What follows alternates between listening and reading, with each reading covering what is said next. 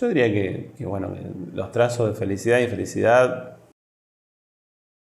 estuvieron siempre presentes y que por suerte, digamos, ¿no? Que haya un poco de infelicidad te hace, digamos, probar, poder degustar lo otro, ¿no?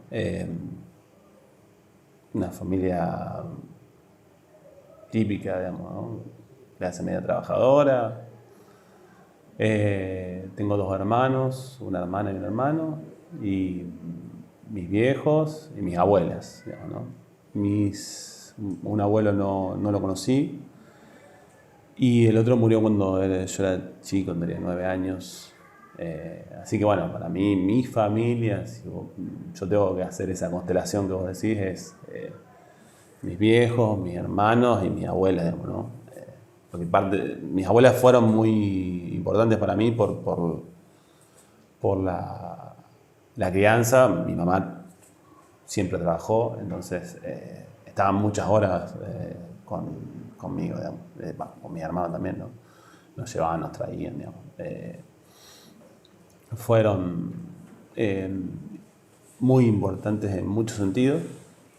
Mi abuela materna era una persona que leía.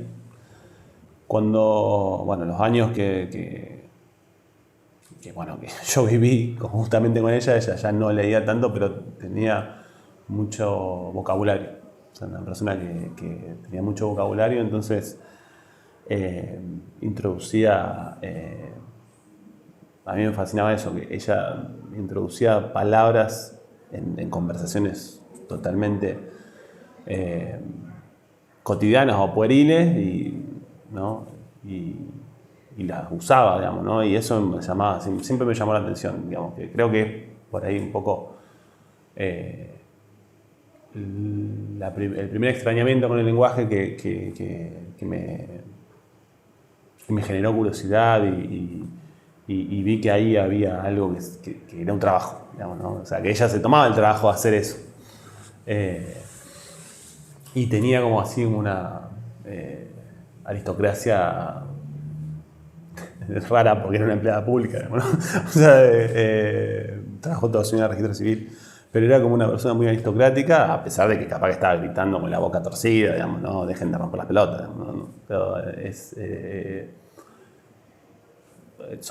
mis abuelas son personas importantes. De hecho, bueno, en estos años las he perdido a las 2, y el último libro que yo publiqué está dedicado a ellas también, ¿no? Pero fueron personas muy importantes. Bueno, mi abuela, digamos, ¿no? Materna, mi abuela paterna también. Mi papá relata mucho sobre su familia, digamos. Nunca me interesó demasiado ir hacia atrás, digamos, ¿no? No sé, siempre como me pareció tedioso, digamos, ¿no? La ancestralidad, digamos, ¿no?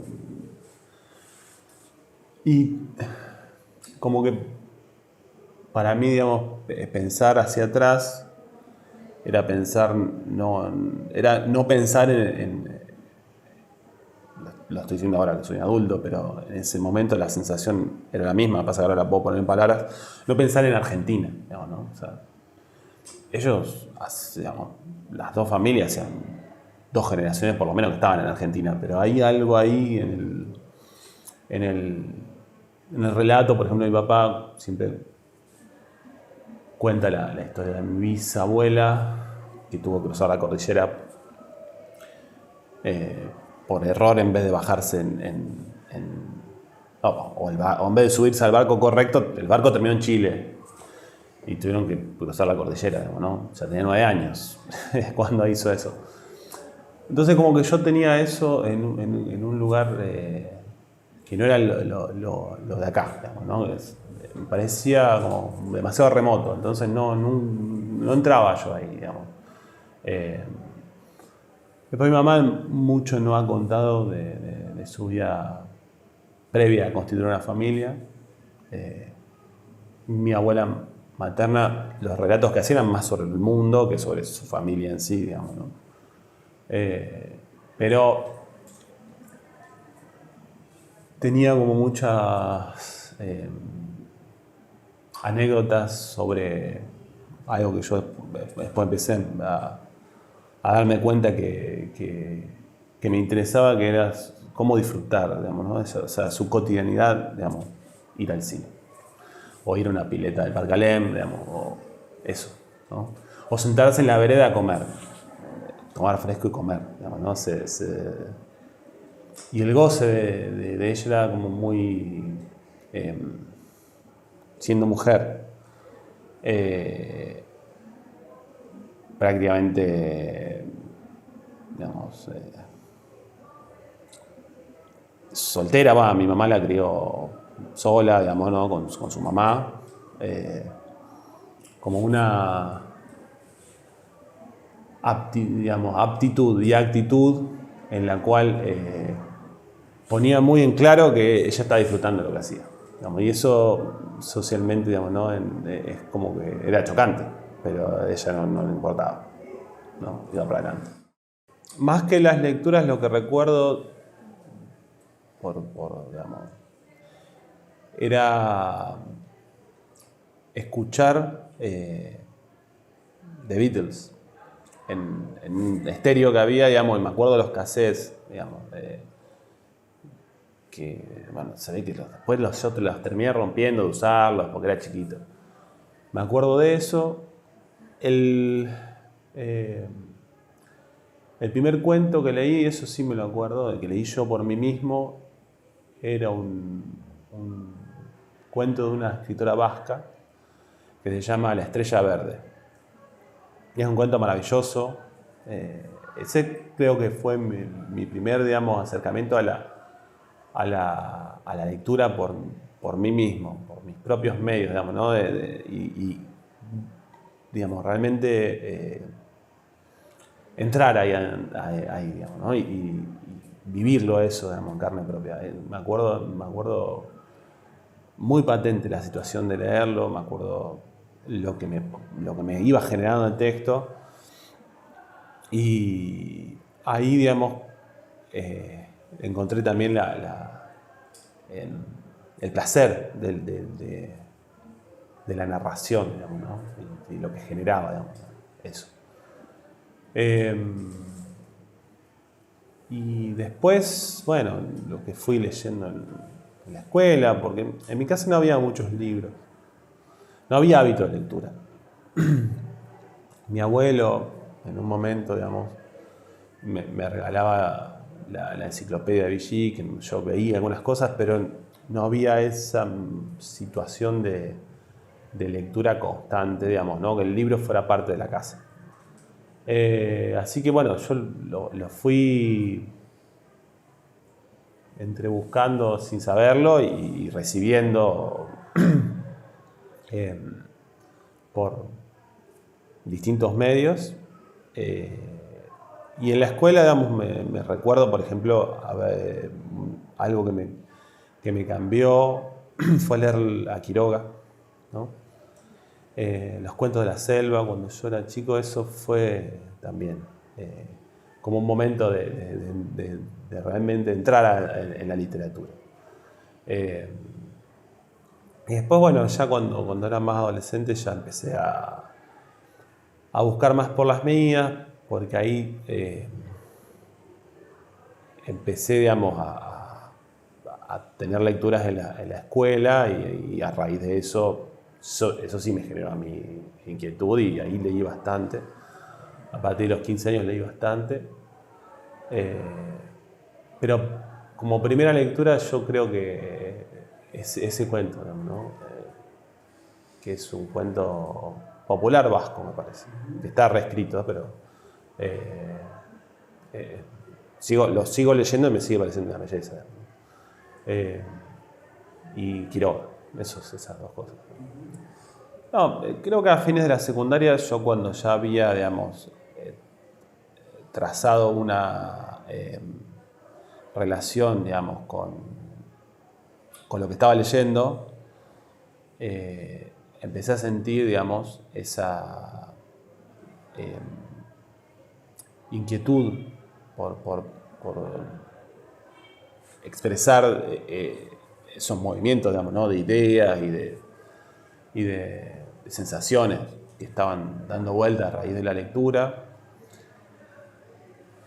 Yo como cuando era chico jugaba a hacer canciones, que fue lo primero que hice, digamos, en ese movimiento, porque antes que conjuntamente, pero públicamente fue antes dedicarme a tocar un instrumento y tratar de componer, digamos, ¿no? Que fueron entre los 18 y los 20 y pico de años, digamos, ¿no? 17, 20 y pico de años. Entonces, siempre la forma de la canción fue algo que me atrapó. Creo que a raíz en lo personal, la canción de los Beatles, digamos, ¿no? Como el formato de la canción en The Beatles, o lo que a mí me generaba la canción como obra, era algo que yo siempre trataba de buscar, digamos, ¿no? Esa noción de obra. Entonces, bueno, se fueron mezclando esas lecturas con ese deseo. Al principio se hicieron canciones, ¿no? Buenas, malas, regulares, lo que sea, ¿no? Pero y empezó a aparecer la escritura como una posibilidad, que era de hacer, bueno, era hacer la canción, escribir la letra, hasta que me di cuenta de lo que yo quería era escribir la letra, y no era escribir solamente la letra, sino que yo quería que las palabras, digamos, ¿no? Fueran lo que primara. Y ahí fue cuando me empecé a dedicar con mayor intensidad y ya, digamos, dedicación, ¿no? En el sentido de eso a lo que uno le consagra, digamos, ¿no? La energía y el tiempo, ¿no? O sea, me gusta mucho una palabra que usan los franceses en su lengua, que es consacré, que es eso, digamos, ¿no? Uno piensa que, bueno, que es algo del orden de una entrega, digamos, más a nivel religioso, pero en realidad es una entrega vital, digamos, ¿no? Para esforzarse también, en algún punto. Y esta cuestión de la escritura aparece ahí como una posibilidad, al principio en forma narrativa. Durante muchos años yo escribieran cuentos, digamos, cuando era saliendo o sea, al final de la adolescencia, al principio de la juventud. Y de pronto, digamos, cuando se unió la incorporación de la poesía, del lenguaje poético a esas lecturas, al principio eran más del orden histórico o filosófico las lecturas que yo hacía. Cuando aparece ese cruce entre el lenguaje poético y la forma del poema, digamos, ¿no? el verso, con ese deseo ahí que siempre ha estado flotando, medianamente ejercido, medianamente... lo digo medianamente porque había algo que yo quería buscar, pero que evidentemente no estaba encontrando la manera de que la forma que eso generara agotara, en el buen sentido, lo que yo sentía. Y se combinan esas dos cuestiones, entonces aparece el poema como el lugar, digamos, ¿no? Como el objeto en el cual las energías se centraron solas, ¿no? Como que encontraron su propio peso ahí, se unieron y quedó ahí. Yo no... eso a mí me equilibró en un montón de sentidos, digamos, ¿no? En todos los sentidos posibles. Yo creo que podría decir de que la escritura poética me ha dado equilibrio en muchos sentidos. Y cuando aparece eso, ahí, con paso de pocos años, 1 año, 2 años, yo en un momento digo, bueno, yo quiero hacer esto. Que ahora ha sido, tenía 21 o 22 años. O sea, esto es lo que siento en el mundo que es para mí, digamos, maravillas del mundo, digamos, ¿no? Esta es la mía, digamos, ¿no? Esta es la que yo quiero. Y bueno, después fue ir, ¿no? Yo personalmente, y es lo que trato de transmitir, porque doy taller, digamos, ¿no? Es que lo que uno tiene que hacer, antes que nada, es despertar el propio lector, digamos, ¿no? Y el propio lector en lo otro y el propio lector en lo propio. Para poder despertar el lector en lo propio, tiene que primero, digamos, al menos por lo que yo he vivido, es poder despertar el lector en lo otro. No diría que cuando escribo tengo presente algún tipo de figura concreta o abstracta. Es más, creo que no tengo ninguna, digamos, ¿no? Y eso también para mí es liberador, en mi opinión, digamos, ¿no? Hay personas que realmente, digamos, necesitan un otro para escribir. Y creo que también a mí me ha permitido entrar en esa espiral de poder irse de uno mismo, digamos, ¿no? Ahí. De que el producto de la escritura, digamos, ¿no? Es algo ajeno a nosotros y que es más rico, ¿no? Entonces, pensar a un lector de eso, en mi caso particular, me daría límites. Yo no me lo figuro a la hora, o sea, no está presente así como una cosa concreta, es decir, me gustaría que esto se leyera así o que tal lector, digamos, esto va a ser algo convocante para un tipo de lector. No lo puedo pensar de otra manera, no lo vivo de otra manera. La escritura poética, digamos, ¿no? Me viene de cualquier parte.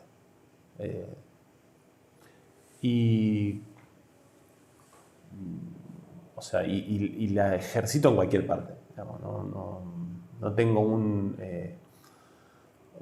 lugar donde, bueno, me siento a escribir o una rutina, digamos, ¿no? Para que aparezca la escritura. Sí, soy, digamos, metódico en lo que hace a la relectura de lo que estoy trabajando, digamos, ¿no? Hasta que, bueno, esa relectura, esa reescritura se agota y, bueno, termina teniendo la forma de lo que a veces se edita, digamos, ¿no? Entonces, por un lado pasa eso, puedo hacerlo en cualquier, digamos, puedo escribir el borrador, digamos, ¿no? El esbozo en cualquier parte, y después sentarme es ya otra cosa. Ahí sí necesito el espacio que he construido en mi casa, digamos, para eso. Y soy metódico en el sentido de decir, bueno, cada tanto eso es un ejercicio de la revisión, digamos, hasta que, bueno, esa cantidad de repasos se agotan y queda la forma final. Por ahí, en cuanto a lo que es, yo hago reseñas o por ahí, digamos, también algunos textos más reflexivos, eso sí, digamos, por ahí tengo otra modalidad de sentarme que sea en la parte de la casa que está dedicada a la biblioteca, digamos. Así que esas dos cuestiones, digamos. En los viajes también, para mí viajar se ha vuelto importante, que en los viajes he escrito mucho, digamos, también, ¿no? Bueno, tengo cuadernos de viaje, digamos, o sea, para mí es como muy importante viajar. Y sí, ahí eso sí me resulta excitante, digamos, ¿no? Para la escritura, de viajar. Desplazarme. A veces es salir y dar una vuelta al parque. El desplazamiento sí me genera eso. ¿No?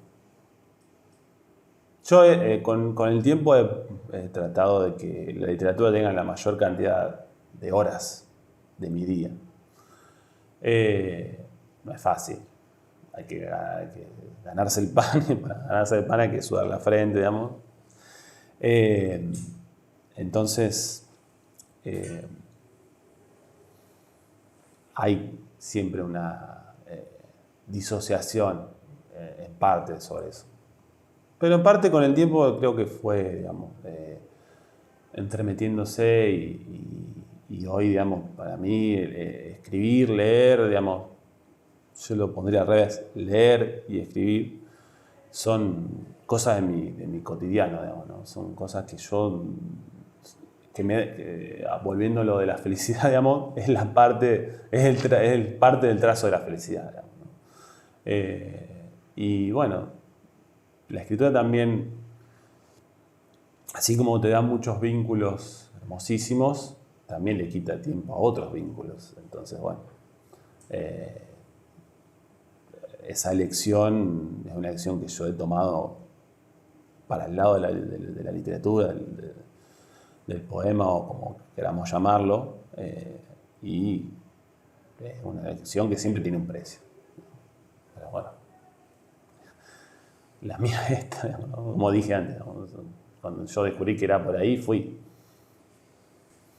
Sí, en lo personal me toca eso constantemente por la situación del taller, tener que lidiar con los primeros movimientos de alguien en la literatura. Yo sigo apostando, digamos, a que antes que cualquier elemento racional de orden del conocimiento, digamos, ¿no? Llámese técnicas, hábitos, lo que sea, ¿no? Manejar otras lenguas.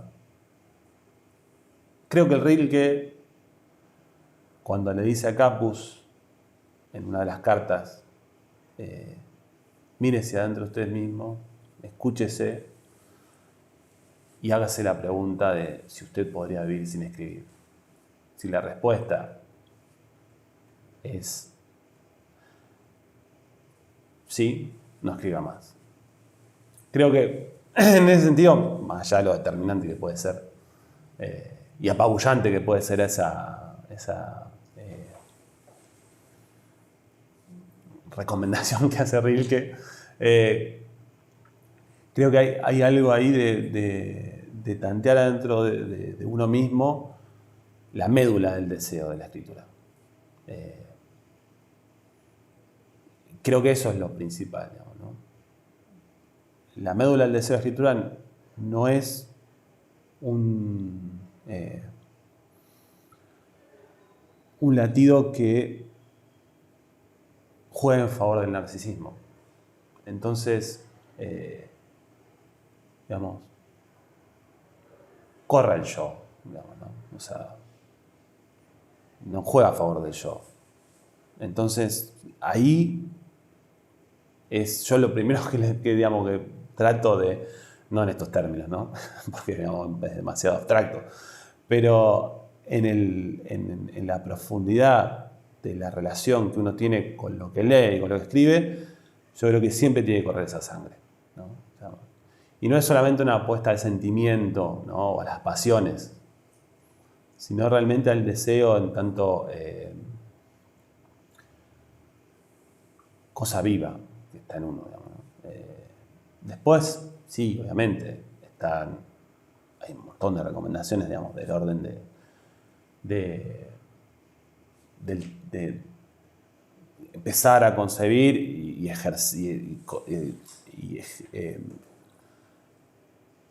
plantear como un ejercicio constante la percepción de lo escrito como un objeto, digamos, ¿no? Como la literatura objeto, digamos, ¿no? A mí me parece que eso es primordial. Para poder leerse y para poder leer lo otro, digamos, ¿no? Eso creo que es lo primordial. Pero yo creo que el primer paso, lo más básico, pasa por eso, digamos, ¿no? por dónde está el pulso, digamos, ¿no? O sea, el pulso tuyo, vital, tu vida, va de la mano de la escritura o está al ritmo de la escritura. Yo creo que ahí es donde más uno fuerte se hace, más noble es para con uno mismo y para con los demás, y más suelto, ¿no? Más libre y por ende más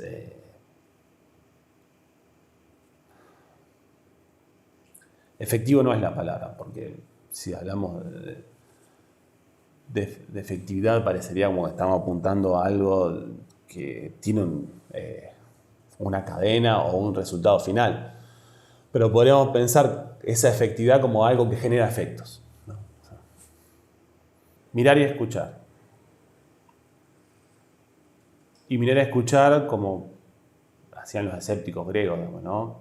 Solamente confiando en los sentidos. Ahí lo que Epicuro termina recomendando, digamos, ¿no? Es que el problema no son los sentidos nos favorecen son los únicos que nos pueden dar una posibilidad, digamos, ¿no? de entendimiento. Borrar mirar y escuchar borrando lo anterior, digamos, ¿no? O lo preconcebido, digamos, ¿no? Los juicios, ¿no? Eso sí, específicamente para... Y eso ejercido en la lengua, o en el lenguaje, ¿no? Pero mirar y escuchar y adentro de la lengua sería. Poder irme de mí mismo, ¿no? Eso. Poder irme de mí mismo siendo yo, ¿no? Eso es, creo que o siendo un yo, ¿no? Eso. Porque estar en uno mismo a veces es tedioso y, digamos, medio... se puede vivir el yo como una cárcel, digamos, ¿no? O sea, sí, creo que la literatura me dio la posibilidad de irme de ahí. Deberíamos preguntárselo a los animales que ven lo abierto, digamos, ¿no?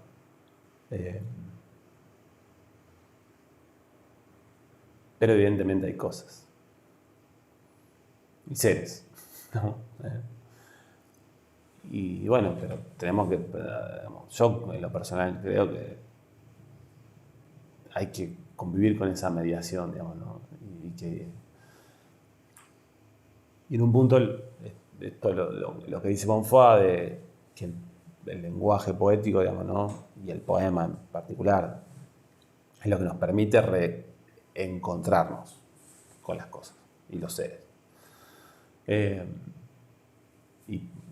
Pero bueno, está la mediación, ¿no? No deja de existir. Es otro tipo de mediación, no es la mediación que obtura del lenguaje instrumental, sino otra, digamos, como una especie de portal, ¿no? Esa es la que yo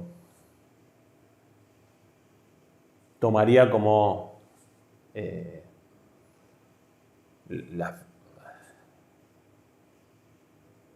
no sé si la función, sino la naturaleza, digamos, ¿no?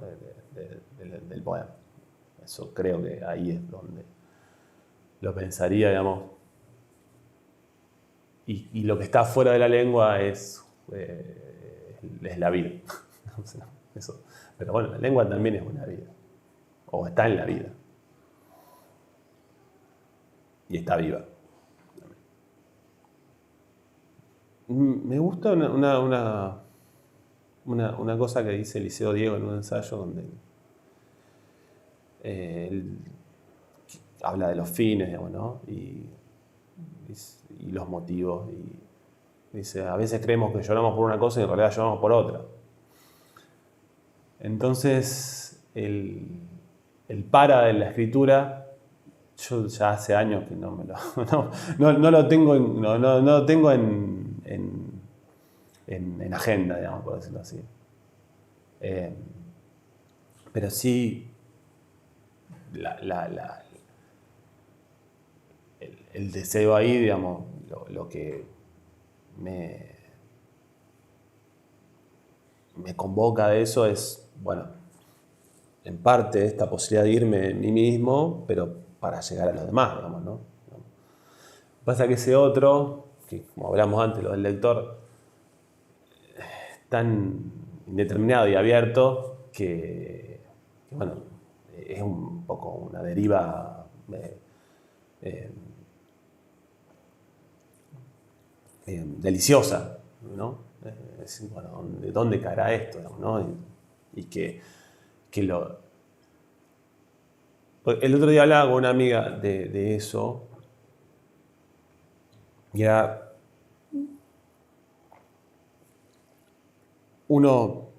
A mí leer me da felicidad. Entonces, incorporar un libro al mundo, ¿no? Escrito por uno, digamos, ¿no? Es también de alguna manera tratar de colaborar con eso, digamos, ¿no? De que eso en algún momento contacte con alguien y se continúe la rueda de esa alegría que es leer un libro, digamos, ¿no? Que es la lectura en general, ¿no? En ese sentido sí podría pensar el para, digamos, ¿no? Para que esa rueda no termine nunca. O sea, yo no puedo, es difícil imaginar un mundo para mí sin libro, digamos. Es muy difícil. No, en lo personal yo no me sería muy difícil sobrellevar la idea de ser un profesional de la escritura. Lo que no quiere decir que haya personas que puedan vivir eso como una libertad, ¿no? Porque en definitiva es eso, ¿no? Si uno piensa que se profesionaliza para poder vivir de eso, ¿no? Digamos, tautológico lo digo, pero se trata de eso. Yo creo muy firmemente en el oficio, o sea, eso sí. Pero bueno, las palabras acá se articulan por algo, digamos, ¿no? Entonces pensar la profesionalización versus el oficio, creo que yo estaría mucho más del lado del oficio, digamos, que de la profesionalización por eso. Para mí el oficio es como una incorporación a través de la práctica que permite el encuentro con la obra, digamos. Y pensar en la profesionalización sería como ya hablar de una tarea con sus formatos establecidos. Entonces, por ahí, digamos, no podría yo pensarlo para mí, digamos, ¿no? Y no sé cómo, al no poder pensarlo para mí, no sé cómo funcionaría, digamos, ¿no? Evidentemente hay escritores profesionales, digamos, ¿no?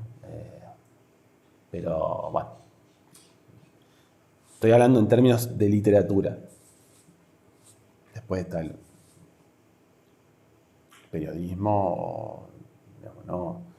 La crítica que trabajan de otra manera. Pero en términos de pensar la literatura, digamos, ¿no? de la profesionalización de un poeta, a mí no, no me resulta asequible, digamos, la figura, digamos, es eso. A mí en lo personal, digamos, una respuesta totalmente desde mí.